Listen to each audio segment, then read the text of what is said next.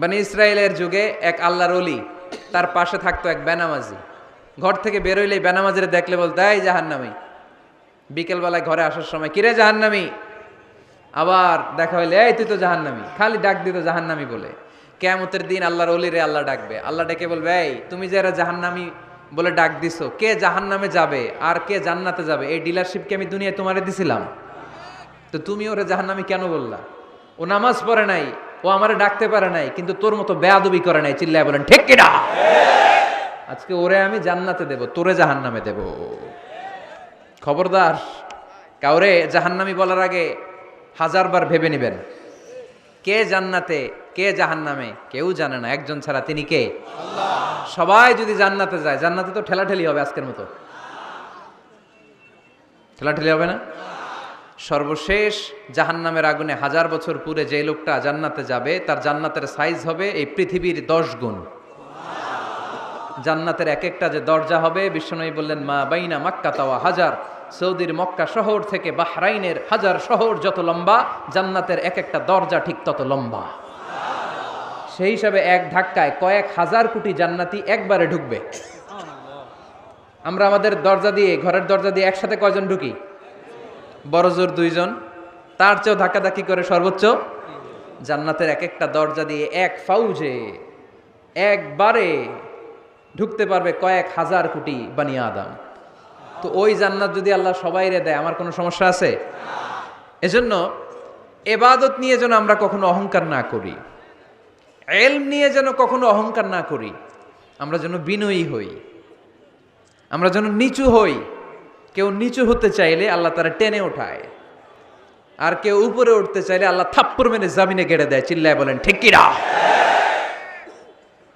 সাইয়েদনা আদম আলাইহিস সালাম ভুল করলেন, ক্ষমা চাইলেন, ক্ষমা করে দিল কে? এজন্য আমাদেরও যদি ভুল হয়ে যায়, আমরা আল্লাহর কাছে মাফ চাইবো। মাফের দরজা খোলা আছে না নাই? আবার সাইয়েদনা ইব্রাহিম আলাইহিস সালাম দোয়া করলেন, রব্বি জাআল্লাতি ওয়া মিন যুররিয়াতি রাব্বানা ওয়া তাকাব্বাল দুআ। আল্লাহ, আপনি আমার নামাজ কায়েমকারী বানান, আমার কলিজার টুকরা ইসমাইলকেও আমার সাথে নামাজ কায়েমকারী বানান, আমার দোয়াটা আপনি কবুল করে নেন। সালাতে কায়েম করো, হো সালাতে কায়েম করো, হবে সম্মানী তুমি, হবে জান্নাতি তুমি, হবে সম্মানী তুমি, হবে জান্নাতি তুমি। ঠিক কি না? দিবে কাল হাসরে শীতল ছায়া, আরশে আজিম, রব্বিয়াল আলা, রব্বিয়াল আযীম, রব্বিয়াল আলা, রব্বিয়াল আযীম। সুবহানাল্লাহ পড়েন।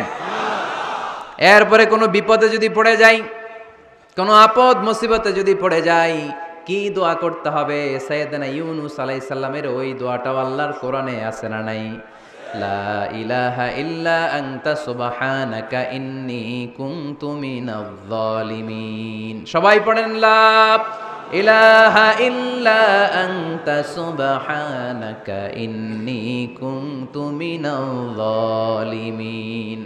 লা ইলাহা ইল্লা আনত, আপনি ছাড়া কোনো ইলাহ নাই, সুবহানাক, আপনি পবিত্র, ইন্নী কুনতু মিনাজ জালিমিন, আল্লাহ আমি জুলুম করেছি, ভুল করেছি, অন্যায় করেছি, আপনি ছাড়া বাঁচানোর কেউ নাই। ঠিক কি না? আল্লাহ ছাড়া বাঁচানোর কেউ আছে? তরানোর কেউ আছে? আমি ছাড়া আল্লাহর আরো গোলাম আছে না নাই? আমি ছাড়া, আমি তো আল্লাহর বান্দা, আমি ছাড়া আল্লাহর আরো বান্দা আছে না নাই? কিন্তু আল্লাহ ছাড়া আমার দ্বিতীয় কোনো রব আছে? দোয়া এটা বলবেন, আল্লাহ আমি ছাড়া তোমার গোলামের অভাব নাই, আমি ছাড়া তোমার বান্দাবান্দির অভাব নাই, কিন্তু তুমি ছাড়া আমার কেউ নাই, তুমি ছাড়া আমারে ক্ষমা করার বাঁচানোর কেউ নাই। এজন্য বিপদে পড়লেই একটা নাম নিতে হয়, তিনি কে? লা ইলাহা ইল্লা আনতা সুবহানাকা ইন্নী কুনতু মিনাজ জালিমিন। এটা বিপদে পড়ার দোয়া, বিপদে পড়লে এই দোয়া পড়বেন। মুক্ত করবে কে? মাছের পেট থেকে সাইয়েদনা ইউনূস আলাইহিস সালামকে বাঁচালেন কে? আমাদের দেশে এটা শুধু ওই যে বজ্রপাত পড়লে পড়ে, তাই না? কি কয়? ঠেড়া, ঠাড়া, ঠাটা, বজ্রপাত শুদ্ধ বাংলায়।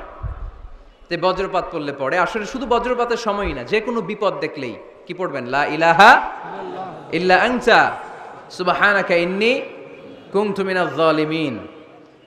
71 সালে পাক হানাদার বাহিনী এদেশের মানুষদের উপর অনেক অত্যাচার করেছিল, বেশি করেছিল আমাদের হিন্দু ভাইদের উপর। মুসলমান হলে ছেড়ে দিত, হিন্দু হইলে গুলি মারত।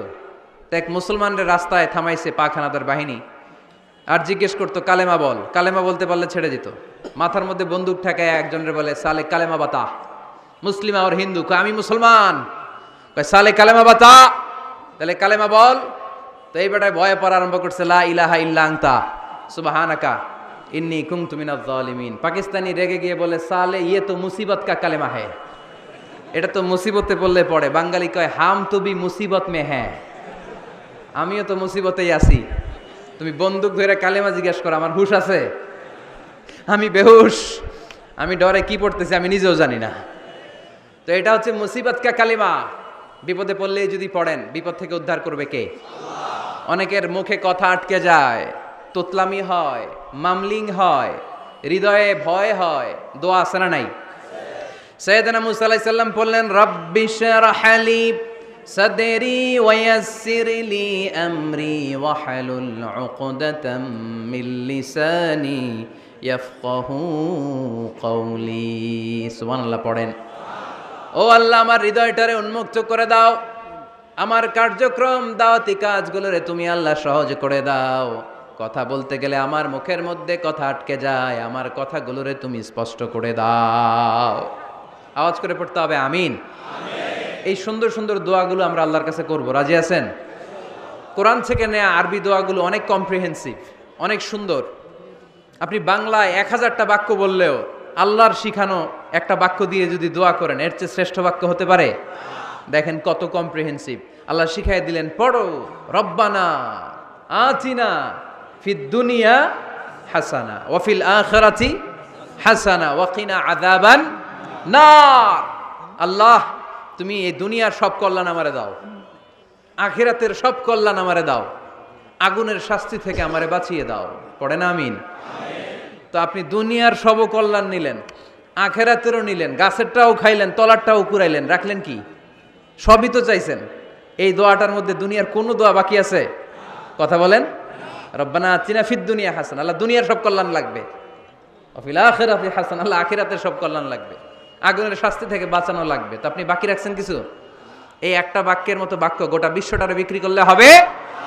এজন্য কোরআনের দোয়াগুলো আমরা বেশি বেশি পড়বো ইনশাআল্লাহ। পড়েন।